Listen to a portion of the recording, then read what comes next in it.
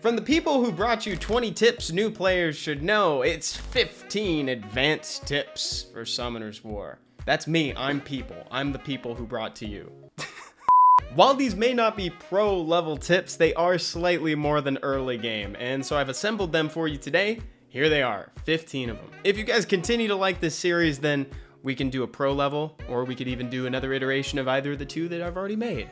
Here we go. Number 1, you cannot glance on a sleeping target. As of a few patches ago, this change was made to differentiate between the different crowd control methods. So keep that in mind the next time you sleep a Carbine or a Douglas. When setting up your arena defense, if you're utilizing a Triana, be sure to put her all the way to the right. In the event that the whole team is cleaved, Triana will only have a chance to save the people that are on the left. That is to say, her right, I guess. What I mean to say is stage left.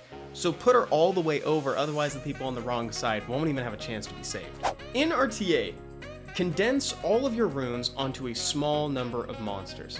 A lot of pro level players do this. They'll keep a tightly runed box so that way everything they pick is the best it can be. Of course, this naturally means that they're going to have fewer counterplay options, but it's worth it for the consistency that it provides. Here we go, a couple rapid fire tips here. Bombs are affected by branding, but not by defense break. That's because bombs inherently ignore defense already. Ignoring defense doesn't care how much defense they have because it ignores it. Next, you won't get a benefit from vampire runes if you're dealing damage with a skill that scales based off of enemies' max HP. Examples of this are Lynn, the Light Amazon, even though it's been ages since she's been used in Giants or wherever, Sigmaris, or even Veramos' skill 2 now that it's changed. And I'm blanking on others that scale with enemy max HP. Skill 2 of Shaman and Spectra. You cannot apply debuffs on a glance. This is true even for debuffs from monsters like Nephthys that ignore accuracy resistance checks, because if you glance, it doesn't even get to that accuracy resistance check phase. Skills that say according to a stat scale with both the stat mentioned and attack. Skills that say proportionate to a stat only scale with that stat. The classic example of this are Copper and Bulldozer. Copper says according to defense, which means that he scales with both defense and the usual attack power, whereas Bulldozer says that he scales proportionate to defense, so he only cares about defense. When you start embarking into RTA, it's very important to have will runes. Whether you decide to play for first or second turn, it's often the right idea to suit up with one turn of immunity, so that way the enemy team has to jump through a few more hoops to upset your comp. Now, as far as getting those will runes go, I've seen a lot of new players struggle with getting into NB12. It's easy enough to adapt the trick routine by subbing in a 2-way Shaman for that Vertihile, but if you're not quite there yet, the Alunia and Lumel dungeons are both great sources of ancient will runes. I find Lumel to be a little easier, but ultimately it comes down to what your monster box is best suited for. And it should be noted that we have a guide on the channel for the Lumel dungeon in the Cliff of Tough Beastmen level 5 video. And that video has an in-depth look at everything you need to know about going into that dungeon. But for our purposes here today, I'm going to drop a team for you that's usually going to do the trick. If you're going for that Lumel dungeon, Veramos, Fran, 2A Vigor, and 2A Crow will usually do it.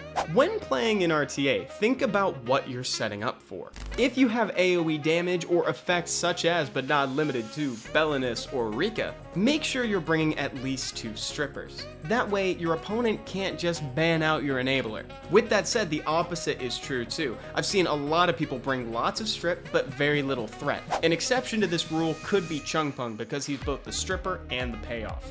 We'll stay in RTA for a little bit for these next couple tips.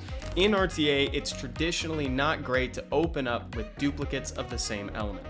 Elemental diversity is key to making sure that your opponent doesn't get to just counter you with favorable elemental relationships. You want them to have to think a little bit to thwart your draft. The exception here is LD monsters because they're element neutral.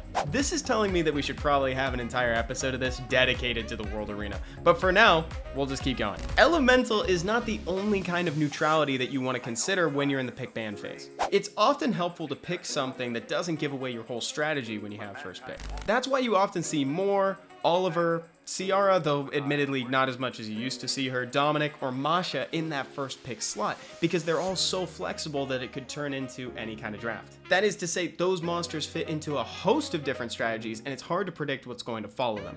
And I can't emphasize this enough, watch your replays. This is one of the biggest things you can do to accelerate your progress in RTA. Focus on your threat assessment and decision making when your turns come around. What could you have done to reduce risk? Was there a better ban? Did you spread your damage when you should have focused down a monster? These are all questions that you should be asking yourself while watching. And lastly, follow a bunch of Summoners War content creators. Obviously, there's a huge repository of information out there, and you don't want to just get it from this channel. There's a whole host of content out there, and you want to make sure that you're absorbing as much of it as possible. That's going to accelerate your progress more than anything. There you go, guys, 15 advanced tips. A little bit more than early game, not quite pro level. If you want to see more of this, let me know in a comment. And if you have any tips around this range that you want to share, be sure to leave them in a comment. See you guys next time. Bye-bye.